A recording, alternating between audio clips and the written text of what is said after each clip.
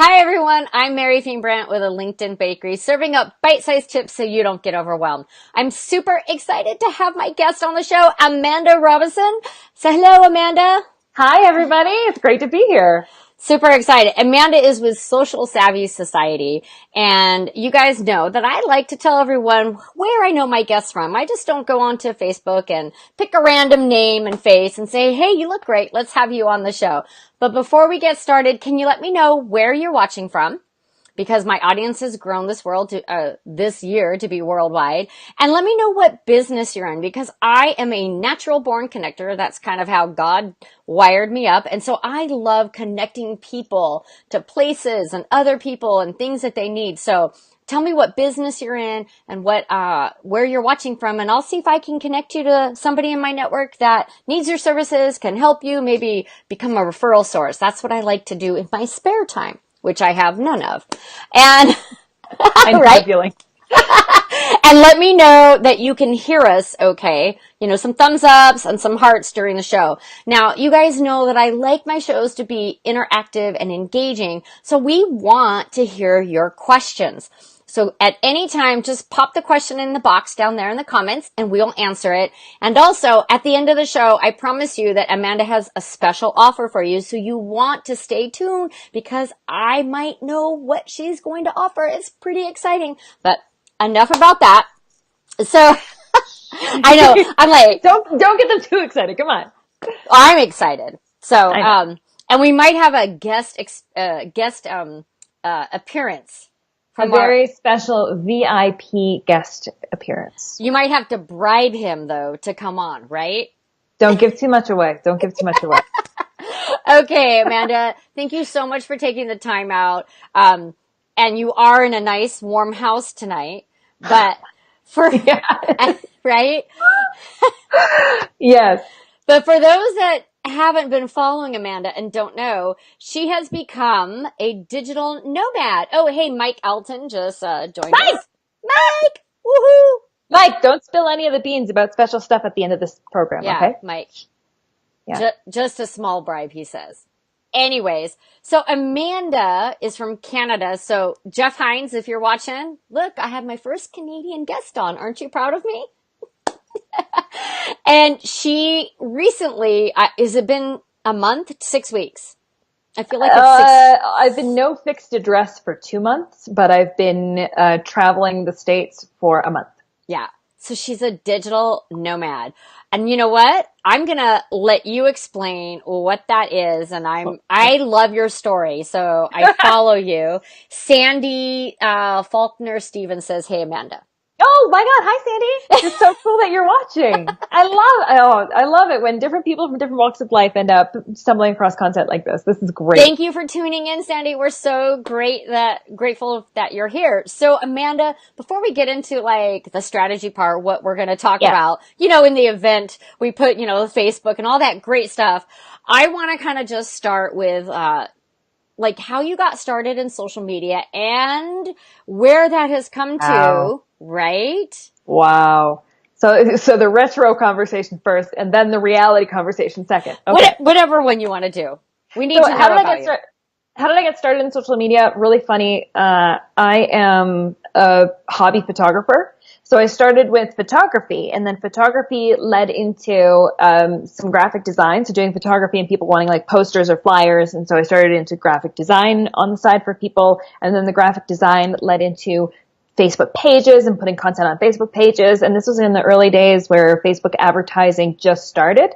So then experimenting with Facebook advertising where you just like drop, $20 on a post, and it would spread like wildfire. Back in the day, back when everything was easy. And growing with businesses, helping small businesses in my local community and volunteer organizations. I love volunteering. Yeah, one reason I love working with volunteer organizations is I could do no wrong. Any effort I put out was good effort. So I could experiment and I could use it as my testing ground. I'm like, I have a good idea. You could build your portfolio. I always tell people who are looking, I'm a career coach, so some of the people I work with are like, okay, I don't want to work in a job. I want to be an entrepreneur, but I don't have any experience. I'm like, intern, volunteer. Two words. Because volunteering and using and exercising my social media expertise in the volunteer realm gave me the license to play without worrying about making mistakes. Because my employers or the businesses I work for at the time, they have budget, they have goals, they have deliverables, they have sales, they can't pay an employee to go and experiment. So volunteering was my testing ground. And then I just gradually moved into really mastering Facebook ads as everything happened. So I have like a very short attention span. I'm like, squirrel. So when it comes to the changing landscape of digital marketing, everything changes so quickly, which keeps my attention. And it keeps me engaged and it keeps me experimenting. It's the perfect fit. It's the perfect storm. So I've grown really strong with Facebook advertising. And then through Facebook advertising, launching my own business and helping make business life easier for the less digitally savvy with socialsavvysociety.com. And then from there, branching into new technology like Facebook Messenger chatbots right now. And then on top of that, I am a complete analytics nerd. So when it comes to... I just found this out and I'm so excited. Because, yeah, you didn't know this before. No, but now I have to backtrack because when you said you started in photography, now I know why your photos are always perfect. Oh my goodness. And you place the camera right, like when you're loading up things on your car, I won't give it all away. I'm like, the girl is like this magician when it comes to the photography and the video, but now I know why. I really feel like that was my edge in getting into marketing. So I have that kind of on the sideline, but I also was working in the marketing department of a fashion retailer when I first came out of college. So I worked in a high performance marketing department. So I learned traditional marketing. I learned print advertising. I learned direct mail campaigns. So I have a very solid marketing background. I have a creative photography background. I have a graphic design base. You mash all of that up together and you take this complete analytics, digital marketing geek nerd side of me. And it's created this perfect storm of, I just have a real knack for being able to take somebody's marketing spend and find out where it's bleeding out all of the inefficiencies and tighten everything up and turn it into a full ecosystem that's performing and giving you the results as efficiently as it possibly can. I love it. So we just had Kelly join us. Hi, Kelly. Yay! Sorry, I'm getting excited when people are coming on like, Danny! Damien joined us. He said, sup, ladies. Hey! Hey, we were talking about you, Damien, before we went live. Were your ears burning? Because we were throwing your name out there. And Kelly, were your ears burning? Because I just told Amanda that I just booked you for the show in December. So super excited. Wow. So now I have a better picture of who Amanda is and how you've kind of gotten up to where you're at now. So you really, you bring all that to the plate. And then on top of that, the geek part, the numbers. Yeah. The geeking out, so here's the hilarious part is that I'm really bad with numbers. When it comes to straight up addition, like adding, subtracting, multiplying, when it comes to math and numbers, I am horrible at it. When it comes to geometry and pictures, I really excel in that. And when it comes to analytics, all analytics is information that's painting a picture. So I can see the pictures. I can look at analytics and I can see the pictures and the patterns. And the pictures and the patterns inform where those efficiencies in your marketing spend are. So if you had to make me sit down and crunch budget numbers and add it all up and divide it all and come up with these formulas, I couldn't do it. Okay. But when it comes to looking at your website performance, your Facebook ads, your clicks, not just all clicks, your specific, what we're trying to achieve. Yeah. So I can look at all of the data across what you're trying to actually accomplish. And I can see the patterns and I can see the results and I can see the opportunities. And that's where the opportunities to me are just sitting there like a sitting duck. It's like, oh my gosh, you need to take advantage of this. It's so easy. But you don't see it because you're too afraid to even just open up your analytics and look. Or you're overwhelmed. You don't know what to look at. Or you're like, oh my gosh, I have to finish my course content, or I have to schedule my webinar, or I have to do this. For me, I'm your perfect storm here. Like, the analytics is the last thing I look at, but when someone brings it to my attention, I'm like, wow. I was like, that's amazing. Right there. And the information is just sitting right there like a sitting duck. It's so easy to see, but you just need to learn to know where to look. Okay. I'm super excited to dive into that more. So now we know you're from Canada.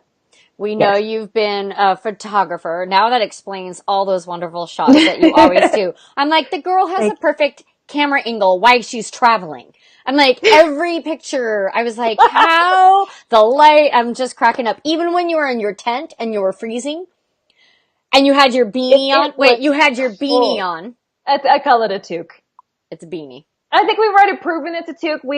Damien and I have run tests head to head where we've run competitions. The toque always comes out on top. I'm just saying.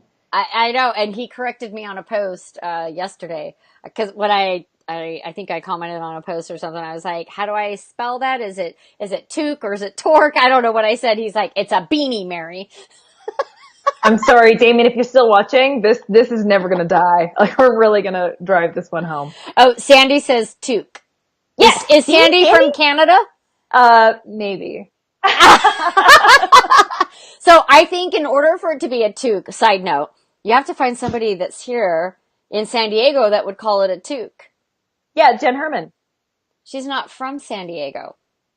You're right. She's from Canada, but she lives in San Diego, and Damon just said beanie, all caps.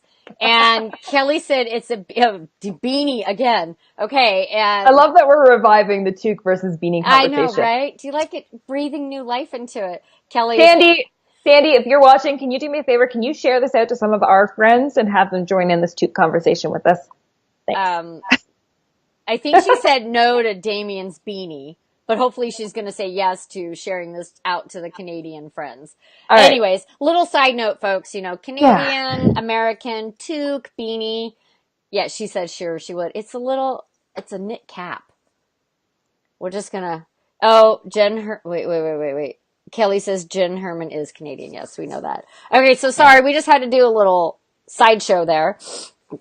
So you can really see what we're all about. Is it a toque or is it a beanie? These are crucial questions in our digital marketing sphere right now. I'm just saying. It is. So fast forward. Mm-hmm. I know that you like to kayak because some of your videos before you packed up were on the lake, and I would call my husband over to watch them. I'm like, look, because we have a couple kayaks, and I was like, oh, honey, look where she's at. I'm like, it's so peaceful. There's like nobody up there. And that's hard to find in San Diego, right? Yeah. So where I'm originally from is around 3 hours north of Toronto, Ontario, in cottage country. So it's trees, lakes, moose, deer. We have in just Haliburton County alone, we have over 600 lakes. You can't go more than a kilometer without stumbling across another lake. That's why they're not crowded. That's why there's nobody. There's not a soul. It's just you, the beavers, the mosquitoes. The video with the beaver and small dog.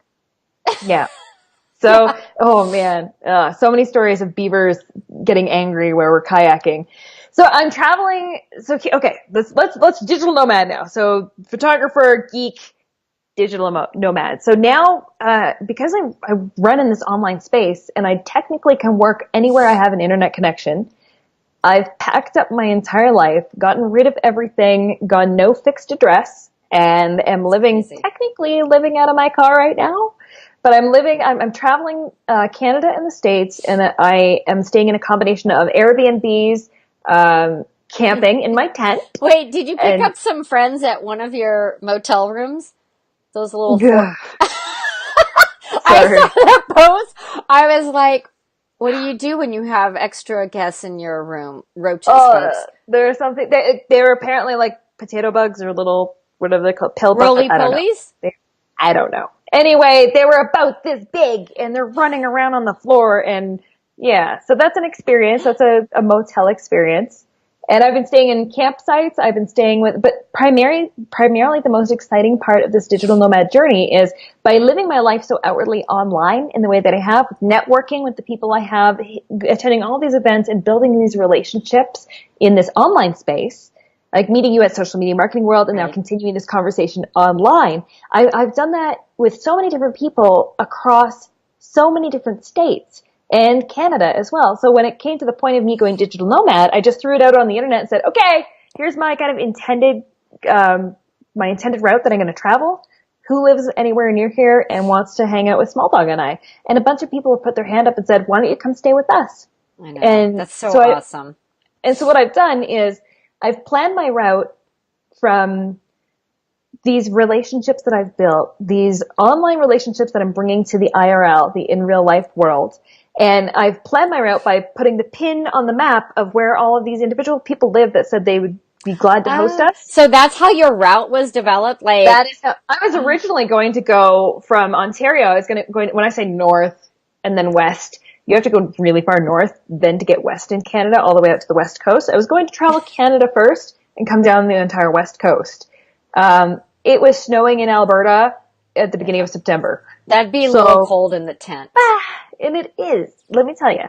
So I decided after putting, between the combination of knowing that it's already snowing and it's unseasonably cold in a lot of parts of Canada that would be on my route, I put it out on the internet and said, who do I know? Who do I know along, anywhere along this route? And a whole bunch of people that I didn't even expect put their hands up. And I said, That's perfect. awesome. So I plan my route that way. So what I do is I plan what cities I'm going to hit based on where people are. Mm-hmm. And then in between, if I have too long of a drive in between, then I'll pick up an Airbnb, a hotel, or a campsite. And it turns out that I have absolutely fallen in love with camping. I have fallen in love with being at a campsite. So as much as you might be seeing these videos, my live streams of me like in a toque, freezing cold with like a sleeping Like bag, a flashlight right here and like, holding my soup cup because it's warm and like shaking, like talking. right. I'm happy. When you said when your fingers are frozen and you can't I type, can't you type voice anymore, so I'm using dictation. voice dictation.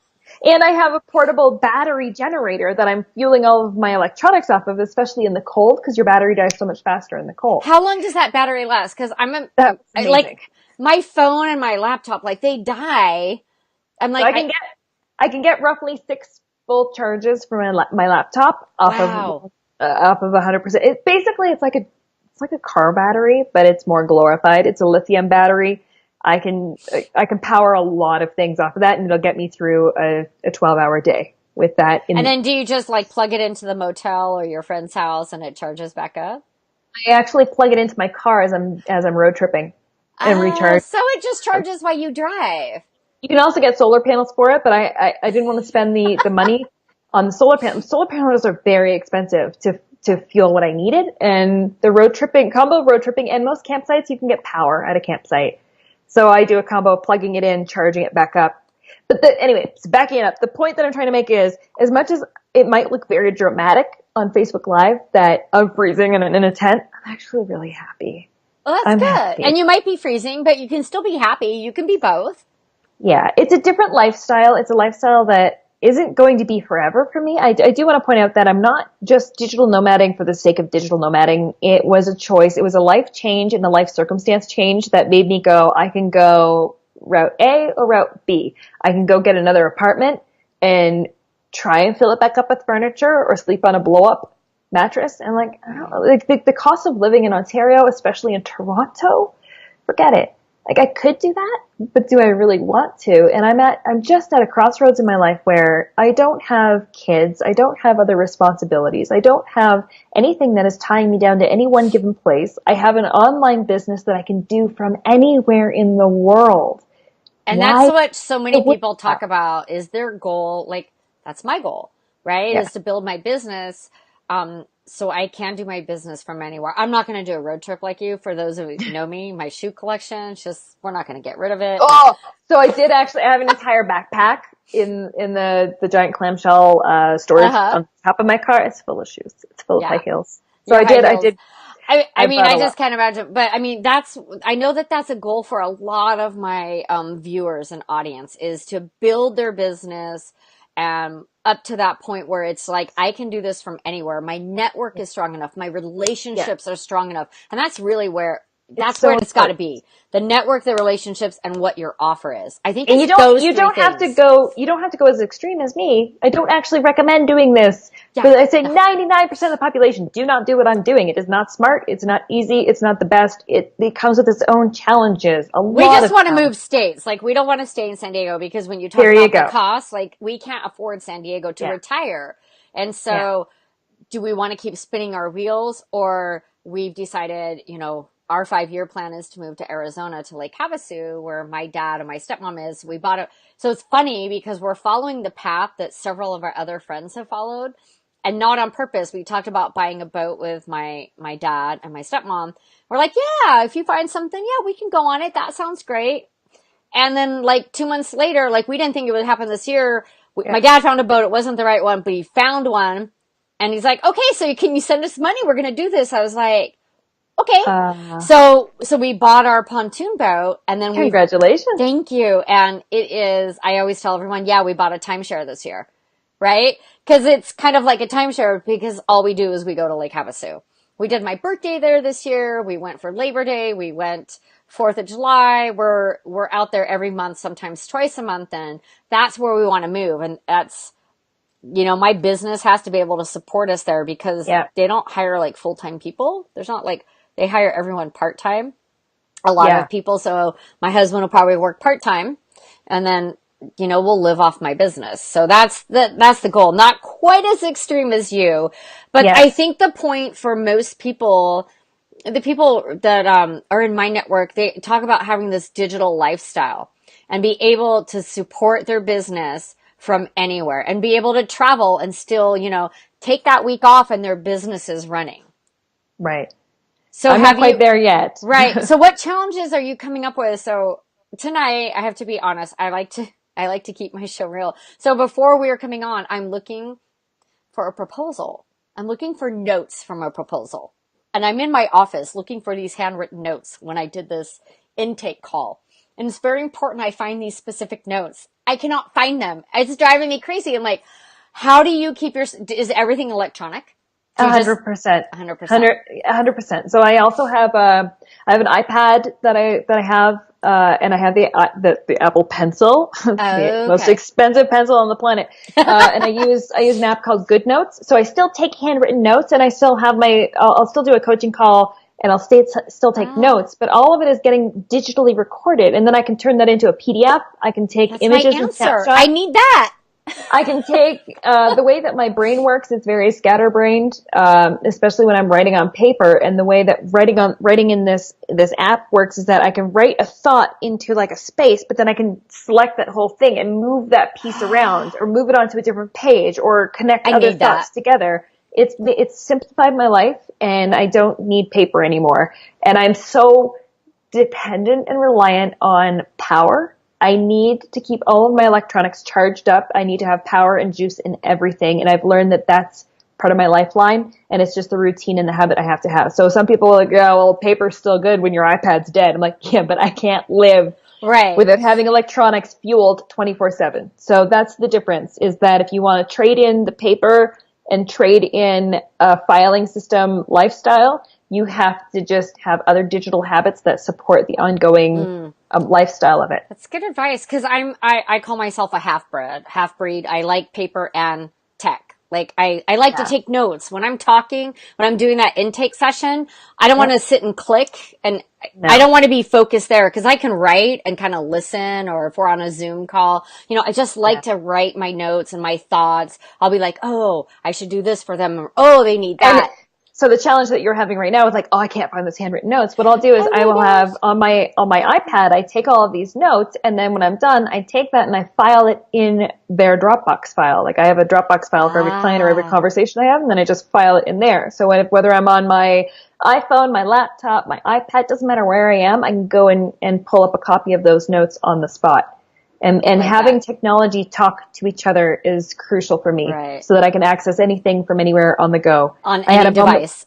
On any device. I had a moment there where my 1Password wasn't working on my iPhone. And I couldn't, and I have two-factor authentication turned on for everything. So trying to access certain things on the go, especially while I'm on the road when I can't without my laptop or connect to a really good internet connection, I just have cell service and I still need to access certain information or passwords or Amazon, for example, things like that. Whereas, so there's a learning curve to going full digital, and there are some hiccups with it. But if you really want to do this digital, I don't even want to say digital nomad lifestyle. If you want the full freedom of living a digital lifestyle, you just have to learn to get in the swing of it. And you also have to learn things about, data transfer.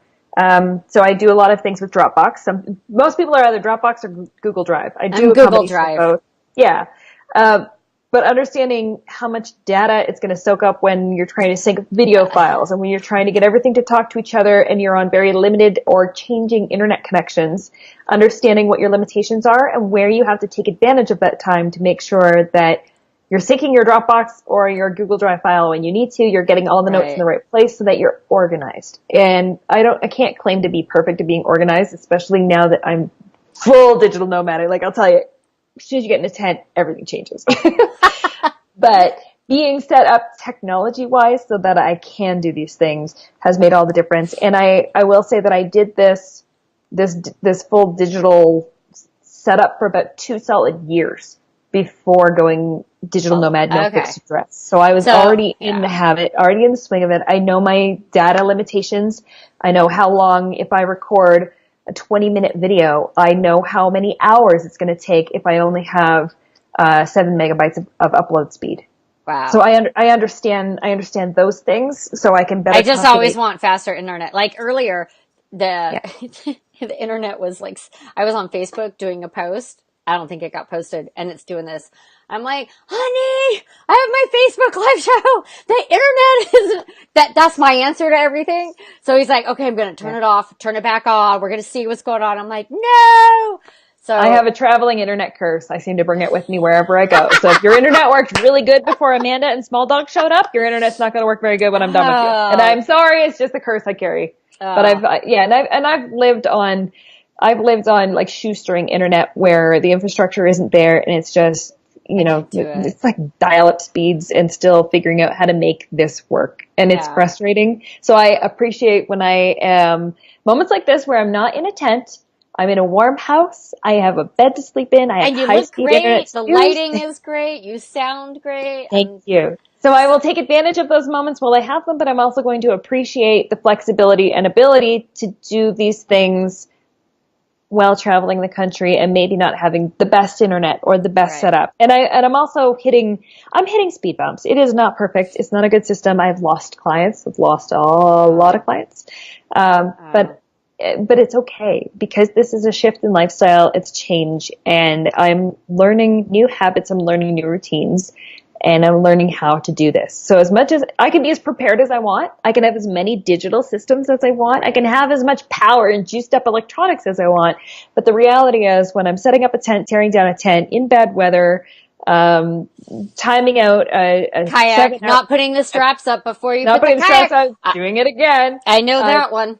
Timing out a 7-hour drive on paper that takes 12 hours in reality between all the food stops, pee stops, dog walk stops, everything in between, and and backtracking for gas when you almost run out of gas in the desert. All those things.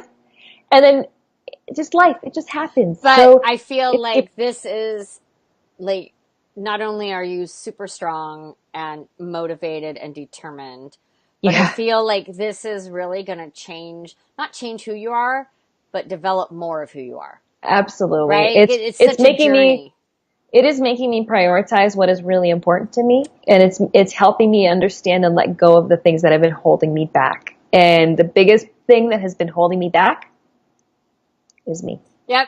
I was like, I am learning to get out of my own way. And unfortunately, some people can do it through high five. Some people can do it just through jumping in a Facebook group with other entrepreneurs and really kind of like sussing it out or understanding.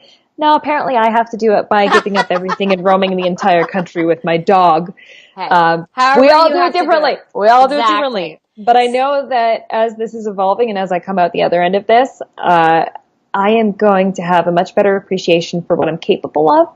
And I'm going to, first of all, I'm not going to have any regrets in life on, I really wish I took the time to go and do this.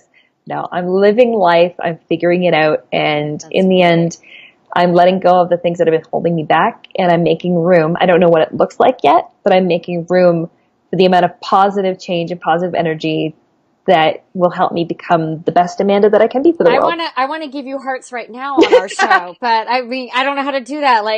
Anyways. So we had Flossie join us. Hi, Flossie. Flossie Hall. We've known each other for about a year and a half. She's one of my inner circle people. And Celia Young, she joined and she said, what are your best online survivor tools for your digital business? I think you mentioned Google Drive or Dropbox. Google Drive or Dropbox are kind of like the palette. That's where everything's sort of like, that's where you house everything. One password is, you can use one password or LastPass. You LastPass. know, they're kind of, they're the same thing. I use LastPass. Yeah, and I've been grandfathered in with one password since since the early days.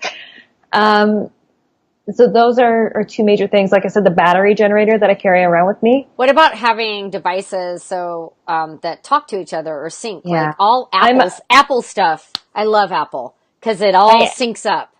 Exactly. So I am an Apple user. Just a random side note as I'm thinking about it from digital tools and digital perspective, from a safety perspective on my travels. I have several people that have me on Find My Friends or on GPS. Good. And they check my location multiple times a day. So they get my itinerary ahead of time. They know where I'm supposed to be on any given day at any time. I was going to ask you about that, but I didn't want to put that out there. Yeah, they know where I'm supposed to be at any point in time, and they can see me on the map in real time and check multiple times a day. So yeah, the technology is helping me with that. Other things for digital communication, Slack. Slack is my main form of communication. One thing I have had a challenge with as far as running an online business or running it in a digital space is you can so easily get overwhelmed with the number of data inputs of people communicating with you. So you can have, like I've worked with clients in the past where we've run into jams or run into problems where they're communicating with me on iMessage, on Facebook message, on Instagram direct message. They're also sending emails. They're sending me Slack. Yeah, they're sending information. Information inputs are coming from so many places. And I work primarily in the real estate niche, or I have been doing a lot of work in the real estate niche. And it's just a high performance industry where they just need answers right now. And they don't have time to make it pretty for you. If the client emails them, they hit forward. So I'm getting information in an email, information in text messages. I'm like, hey, did you get that thing done? I need you to get done by like Friday. I'm like, what thing? And then I'm going back, and I'm spending my time digging through, did they email it to me? Did it come through an iMessage? Right. Did it come through, was it on LinkedIn? Or like, where the hell is this? I do. So, that's one of the most important things is to set up or streamline at the very beginning. So all communication will be done via email and Trello board, or, that's what I try to do from the very beginning. So I set those guidelines and expectations now that I've learned the hard way. Because then I beat myself up like, oh my gosh, it's my fault. I didn't get this done. But how can you keep track of it when you have multiple clients sending you information on all of these channels and communicating? When it really comes down to carving out, if you're going to run an online business and work in this online space, you got to set those boundaries, and you have to do it in a way that you can guarantee that you can respond to and interact with. And I found that Slack has been a godsend. It's been a go-to. I get lost on Slack, but that's because when I started using it, well, we use it for social media marketing world. But then Startup San Diego, so I was on their team, and I feel like I get inundated with Slack. There's so much going on in there. Here's the power user tip. Turn off all notifications unless somebody @tags you. So if somebody tags you, like @Mary specifically, then you get a notification. You're like, oh, okay, I'll go look at that. But all the other chatter, all the other communication, all the other conversations, I don't even look at any of that. Okay. But I still have access to it. So in real estate, for example, if you have a separate Slack channel for each property that they're working on, when I get @tagged in a certain property, I know, I can go and look at that, and I can read the history and see, okay, what's transpired, what's going on with this property. Okay, now I can jump in, do what I need to do, give a little update in that Slack channel, and move on. But the information is all compartmentalized and housed, because trying to dig through your emails. Oh my gosh, I got it. I missed an email. Speaking of clients, I'm missing an email. Yeah. String of emails, questions, updates, changes. I missed one that I guess it came in on Friday, and I didn't see it until yesterday. Yeah. I was like, And it happens just with the way that email works, email marketing, the volume of emails you get, how many times a day you have to check email, how you organize it. If you're like me, my way of dealing with email is like, mark as unread. So I go back and deal with it. I never do. I never deal with it. It gets pushed down, and then I forget about it. So I've learned the hard way. If you email me, chances are I'm not going to get back to you for 2 weeks, and I'm really sorry.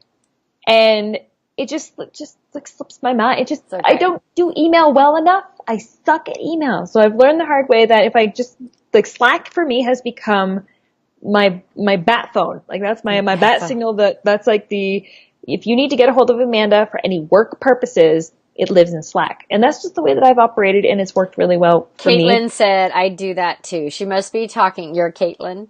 She must be talking about mark as unread and it pushes it down. Because that's what I do. I'm like, oh, I need to go back and do that, but not right now because I'm doing too many other things. So I'll mark it as unread because then I'll go back and I'll read it.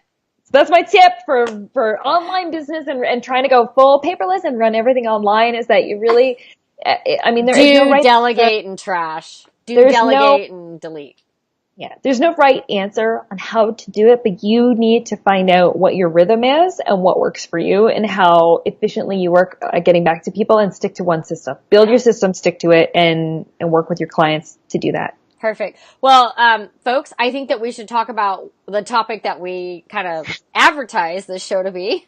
But we had so much to catch up on, and I think people actually like this. This was helpful, knowing about what it's like to be a digital nomad and how to move your business to all online. I'm just reading, Kelly said you need a CRM so you don't miss important emails. Wait, and then Demon, he said, mix max and set a timer to announce that email again. Thank you for your tip.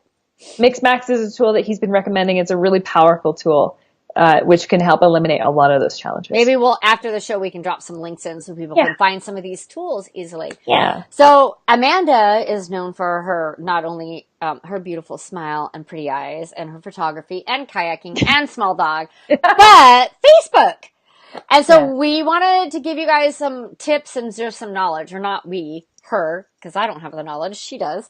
So we're going to talk about a couple tips on Facebook, and I think you're going to touch on measuring the impact of your ads, which is critical. And I'm at that, you all know, because I keep it all real. I'm at that pivotal point. This online course is real. The webinar is written, the script is done, and it's time to think about that next step where the ads and the Google Analytics and how all that is so important before I launch. Right? To do the strategy part and the geek out part, as we like to say. Yeah. So do you want to start with measuring the impact of your ads? Because everybody's talking about Facebook ads. Do they work? Do they don't work? You need to spend, $500, or hey, boost a post. The difference between boosting and an ad. My head just starts like, I just need like a day to sit and work on Facebook. Okay.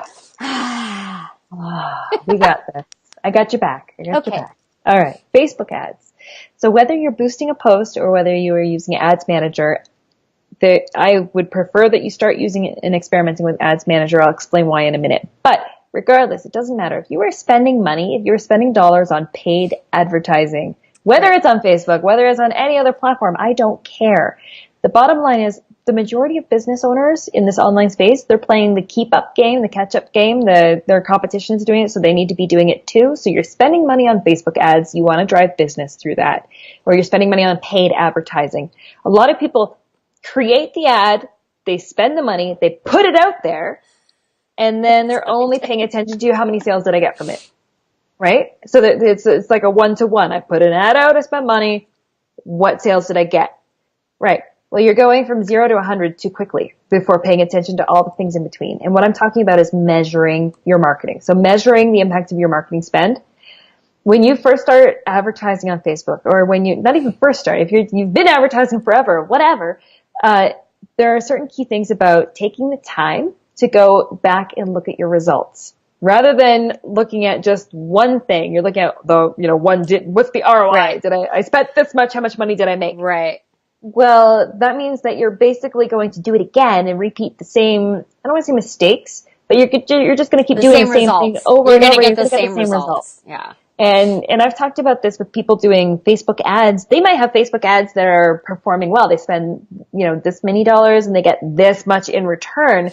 They might have a lot of inefficiencies happening within those ads, as in they might be delivering them to, say the majority of that performance is happening on mobile versus desktop. Or it's happening for the age 55 to 64 versus, the money that's getting spent on the 18-year-olds. or you're getting more results in this country versus that country, or you have people that are soaking up your budget in a country that is completely irrelevant to you, or a zip code that is completely irrelevant to you.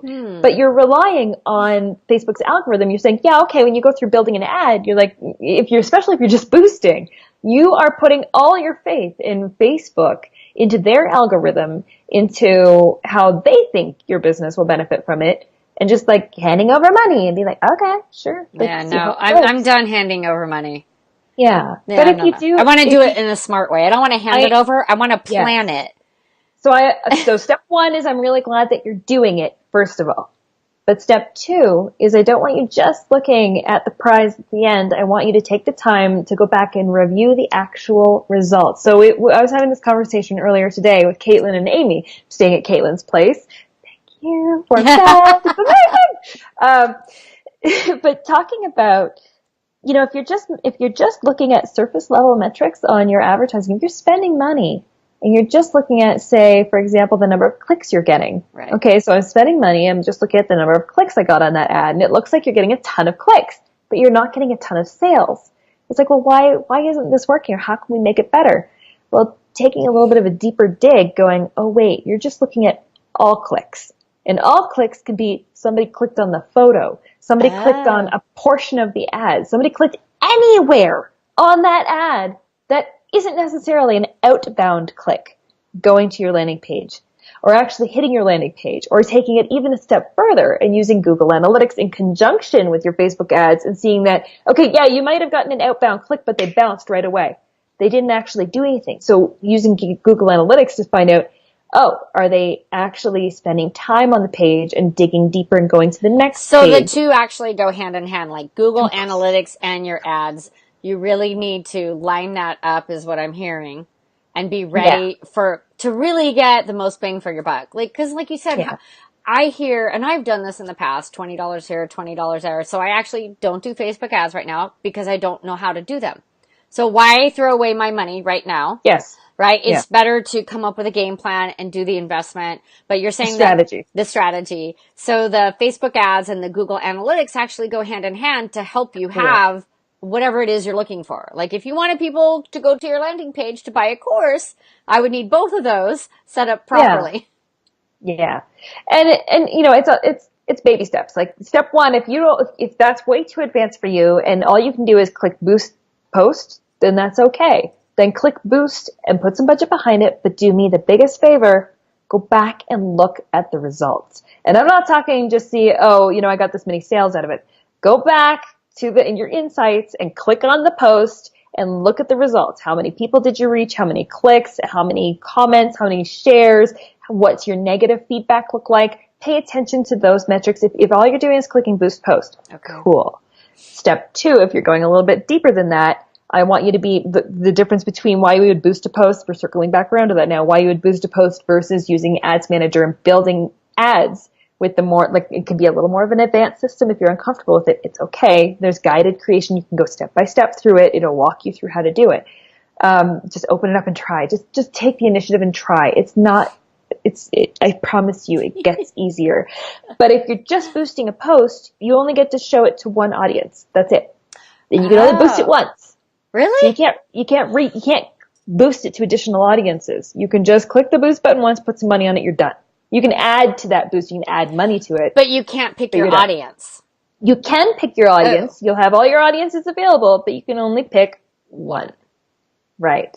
So then if you're using Ads Manager, you can post to your feed natively, right? Put a post out on your page, go into Ads Manager, and you can create an ad using that existing post, but you can have multiple different ad sets going after different types of audiences. So go after people who have been on your website in the last 180 days. Go after people who have watched 10 seconds or more of any of your videos over the last 365 days. Go after a saved audience of a geographic location by zip code, by behaviors and interests. Test multiple audiences, and you can run that one ad to all of these different audiences and really start to measure it and understand who are your highest performing audiences. Where is your money most efficiently spent? And then when you figure out that's when you want to put more money behind that post to that audience or that area instead of, I So love all for that. So when you don't have time though, Amanda, then I love all that stuff, but I don't have time yeah, to sit and figure it all out. Like, then you pay somebody to do yeah, it. right? And again, part of that conversation with Caitlin and Amy today, kind of circle back around to, you can, the boost post button has come a long way. It's come a long way. There's more features in it than there ever have been before. Okay. And if that's the level that you're at, you can pay a professional or pay an agency to go in to your ads account and help you create those audiences and help you curate audiences and run some tests for a couple months here and there to see which audiences are performing better for you. And those audiences will show up in your pick list when you click boost post. So if it just takes a little bit of help, a little bit of hand-holding from a professional to build those audiences for you, test them out, give you some information back on what's working and what's not, and then letting you go on your own and with the information of like, I know this audience works, this one's Got okay, that one doesn't perform, and it's a waste of my money and my time for your particular business. So that's a way to help handhold a business that doesn't necessarily have the time, energy, or effort to do it all themselves, but by investing a little bit of dollars into some of the consulting and getting a little bit of handholding and a little bit of help, it's going to make the rest of your spend for the rest of the next 3 to 5 years way more efficient. Wow. That's a great tip, just to get a little help. So if you're not ready to go all in with Facebook ads, get a little help of determining who your audiences are and setting those up, right? And then and a power tip on a mistake that, I don't want to call it a mistake.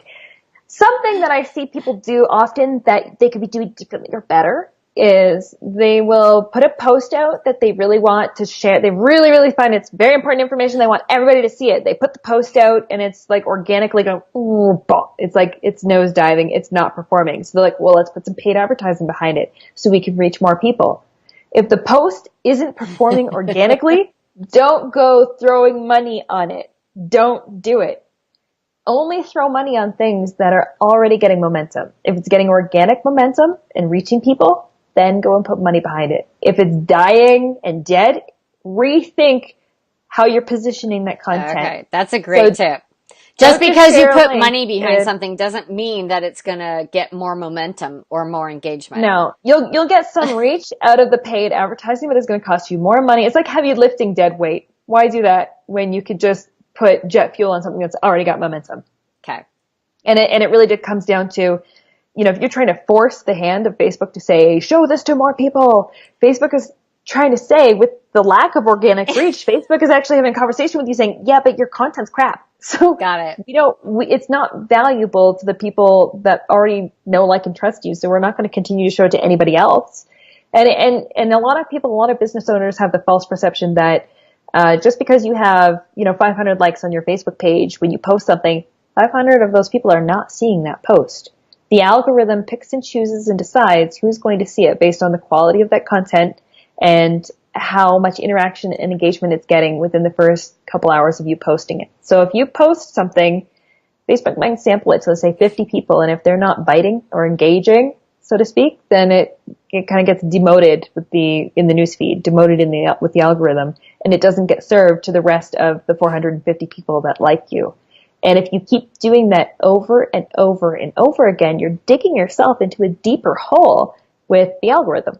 Wow. So you need to pay attention to what you're posting and how people are engaging. And if you keep repeating the same mistakes, I don't like using the word mistake. I'm just glad you're posting to begin with. But if you keep repeating the same thing over and over, you just have a much longer runway to catch up with your competition, who have already figured out that, feed the masses with what they're consuming and what they want more of, and then put paid advertising behind the things that are performing well, and just completely skyrocket your content way above all of your competition. So it's kind of like when we were talking before we went on, I was like, I get irritated by the groups and the Facebook pages where there's a post every day. It drives me bonkers. I don't have time to do Monday this and What's Up Wednesday and Feel Good Friday. I just don't have that time and energy. So I used to feel guilty. Now I don't. But with my own posting, I was like, we were going through it, Monday through Friday. I was posting something every day because I thought I needed to, right? To build my brand, my visibility, Yeah. all that, my credibility. I was like, no, I'm doing what I see other people do and I don't like it. And my Wednesday post wasn't getting any engagement really. I'm like, we're dropping that one. Thursday Yep. post, dropping Thursday. We kept Monday and Tuesday because those were the days and that information, that content was valuable to my audience, where the other ones were just, I was just trying to keep that presence. And you did that by paying attention to the metrics and paying attention to the Look at numbers. that. Yeah. So that is a good baseline. That's a great start. But now I want you to start doing that with Facebook ads. So if you're just reviving and getting started back again with doing Facebook ads, spend the money and just understand that the first, I don't know, depending on what your business is, the first $250 to $1,000 that you're spending on Facebook ads is experimental money. It's data collection money. It's all you're doing is collecting data back so you can read the data and go, this is the direction I need to go next because these other ones didn't perform as well. This is where I need to put my money. So you probably need like 90 days to do testing to have anything that's solid before you, I'm actually, this is for myself. I'm being selfish. Okay. So my course launch, right? Like it's too late for me to really get that testing done. Right. So you really probably need a good 90 days, 3 months to 6 months to do all that testing off and on and figure out this is what's going to work. Or let me put it in perspective. So I have a former client that I worked with for 3 solid years. And over those 3 years, we kept just dialing in their audiences and dialing and paying attention to the numbers, paying attention to the metrics to the point where they could pretty much post anything on their Facebook page and it's going to get huge organic reach. And on top of that, they know it's all dialed in where if they drop $250 on an ad, they know how many eyeballs are going to see that content. They know how many phone calls they should be getting off of it. They know how many hits to the website they're going to get off of it. It's just so dialed in, but that's over 3 years. That's a long time of curating those audiences, fostering those audiences, and putting money in the right places. So if you're just starting out, your chances are you're not going to hit a home run right out of the gate. You could, good for you, but it's a long-term growth plan. You're not just going to switch on your ads tomorrow and have a ton of sales and just be rocking. It's, I typically say with a client, it's going to take a minimum of 3 months of working together and spending your money before you start to see significant changes. But out of those 3 months, like usually month 1 is going in the ad account and fixing everything, creating new audiences and rejigging around the ad spend on existing ads and paying attention to, analyzing all the data to understand what's actually performing. Month 2 is starting to put into play, new ads or new strategies based on the data that we've been reading and measuring it at the same time. Month 3 is like, okay, now we have a more clear direction. Let's put some more force behind the things that we can prove based on the numbers that actually have been working. So that's sort of a 3 months really just to get it up and kind of running. It's and that makes sense. Because if you just go out of the gate with say $1,000 trying to promote your course and you haven't tested any of these audiences, you haven't trained and a lot of the times for a really high performing ad strategy, you are not going after cold audiences. You're going after warm audiences. Well, how did you build those warm audiences? By serving content over a long period of time and remarketing to them. Yeah. So if you're just going out of the gate going, okay, I've got a course, I'm ready to go, turn the ads on. It's like, okay, so turn the ads on step 1 with cold traffic to get them familiar with you before then you move them into here's additional content that you can see. Then moving them into, okay, here's my offer, and then moving them into, okay, you didn't get the offer, here's some other content, and let's loop you back around later. So it's a process. It's a strategy and a process. But you don't get to that strategy, you don't get to that level without paying attention to those numbers and those results that are coming back in. And I see so many course creators, coaches, business owners who are frustrated with Facebook ads because they don't understand them. They don't know why if I put this money in, how come it's not working? What am I doing wrong? And it can be very, very frustrating. And a lot of that is the overwhelm of when you open your ad account, you don't know where to look, you don't know what you're looking at, you don't know how to read it, you don't know how to go, you don't know where to click to go digging for the right numbers. And that's one of the things that I've been like absolutely in love with over the last little while is doing ad account coaching calls. So I'll jump on a Zoom call with you I'll go into your ad account with you. I don't like just screen share. You're not making me an admin. I have no access to it. Right. I'm just screen share with you. And I walk you through step by step. I show you where to click. I tell you why, like what you need to look at, where you need to go, and how it all makes sense. And just so that it's giving you the power and education to take that control back in your own hands and go, oh, now I see what I I like need to do. that. Because So I like to know what I need to do. I might eventually like outsource it. Like, okay, Yeah. I understand why and the how. Now I'm ready to hand over my money. But I am the person who's like, well, why are we doing that? And why do we have to do it 3 times? And why are we, putting this out on a Friday? So I want to know the why and the how behind it. Even if I don't have the time to do it, I want to understand it because at the end of the day, it's my business. Yes. And that's where a lot of coaches, and I've had calls with coaches or business owners who do outsource this, but they want to start with themselves to understand, okay, well, I'm hiring somebody to do this, but I don't know what they're doing. Right. How exactly. do I know how to hire out and what they're doing and what our goals are for how to measure, is this the right fit? So having that just basic level of understanding, 1 hour of screen sharing and me walking you through, okay, don't worry about these things. Okay. Don't worry about this. Just look here, here, here, and here. This is how you measure it. And here's how you can improve on it. And here's the strategy based on all of these years of experience and understanding Facebook's algorithm on how you actually move that needle and change the direction of it. I like that. Yeah, I would want, that sounds good to me. That's a good stepping, segue to like, okay, show me what I need to know. And just kind of give the business owner a little understanding and walking us through it. And then, it builds that know, like, trust too. Your advertising shouldn't be a mystery to you. And not every business owner does Facebook ads or knows how to measure their analytics or knows how to do this. You do what you do best, and you need to keep doing that. You need to keep being the face of your business or the lifeblood or the passion behind the business, doing what you do best.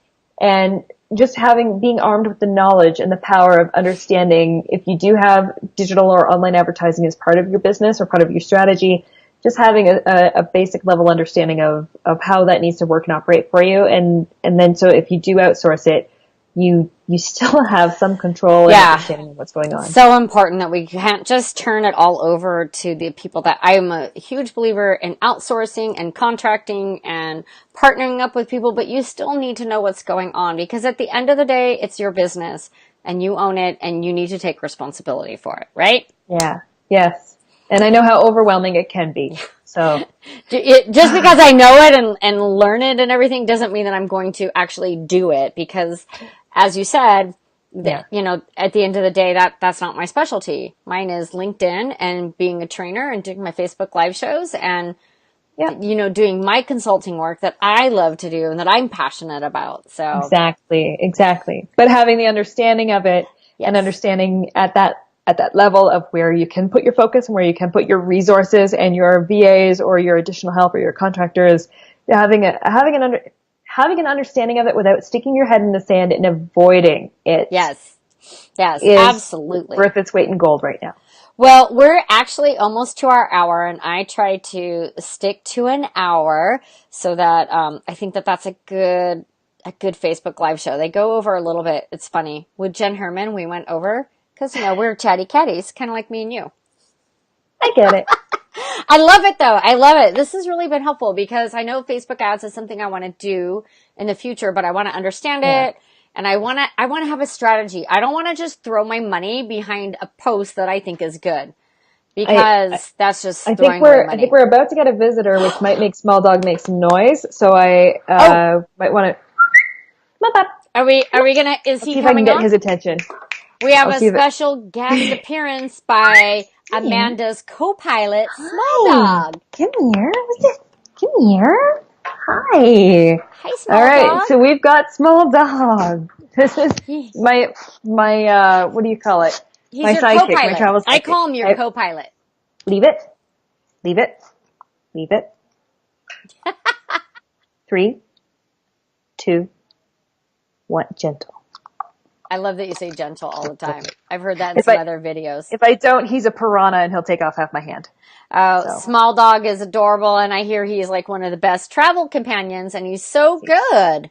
He's my little security guard when we're camping. He's my lifeline when I'm wandering around the streets of New Orleans.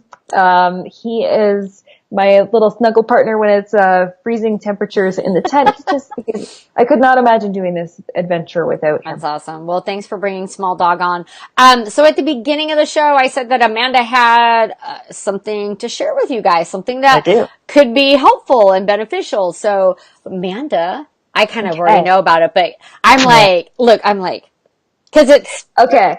So if you found this helpful at all, this information helpful, and you want some continued ongoing tips and tricks, and not just in, say, I'm very Facebook ads, analytics, and paid advertising focused. If you want this type of information on an ongoing basis from my perspective, from Instagram, from blogging, from live streaming video, and you want to do it without breaking the bank and spending very little dollars, then and with cool people.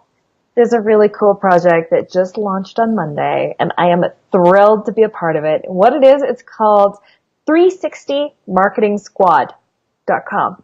So 360 Marketing Squad, it is myself, Jen Herman, who you've had on your show, Stephanie Liu, who's been on my show, Mike Alton, who's been on my show, who's been on your show. So the four of us have launched 360marketingsquad.com, and it's essentially we have a private members Facebook group that's only $5 a month. The enrollment just opened on Monday. For $5 a month, you get to be a part of that Facebook group where we will be doing live broadcasts. We'll be giving expert advice. You can ask all of your questions within that group. It is you don't get one marketer that is specialized in one niche. You get the full 360 degrees of all of your marketing at $5 a month. Sandy said, I saw that and liked the page. Of course, because I'm friends with all of you and you've all been on my show now. I've seen it all over. There, everybody has invited me to like the page. I'm like, so yes, I've liked the page from one or all of you. So it really is like the complete collision of a dream team. That's the way that I see it. I'm thrilled that I get to be a part of it with them. I'm thrilled that it's brilliant people coming together to offer all the different corners of advice and marketing. So I'm laughing right now because Damon said best travel partner ever, ? Yes. We'll just leave it at that. I'm trying not to. Best four-legged canine travel partner. I'm trying not to crack up. And then Celia said, oh my God, I can afford that. So you can afford that. Right. So after the show, Amanda, later tonight or tomorrow, can you go back in? If there's any questions that people had, could you answer those? And could you put that link for everyone? And go ahead and put a link of how people can contact you while you're a digital nomad in case they want to, hire you for their Facebook stuff. I know how to get hold of you, but hey, other people might need to have your contact information. I know I had a couple ladies that, they were going to come on and watch, and they had something, so they're watching the replay. You know what I'm going to do? In the comments, I'm going to drop an image, which is my chatbot scan code. Sweet. And I'll drop the instructions on, you go open Facebook Messenger, click on people, click on scan code. Scan that code, and boom, you'll be in my chatbot. You will have access to how to get a hold of me, my website, everything. That is perfect. I love that. And speaking of chatbots, we know that I feel like there's this tribe that Bot Babe Kelly Noble Mirabella. Yes. So she I just landed her. I'm so excited. I want to say it's December 19th. So I have Bella Vasta on the first Wednesday in December and Kelly on the third Wednesday in December.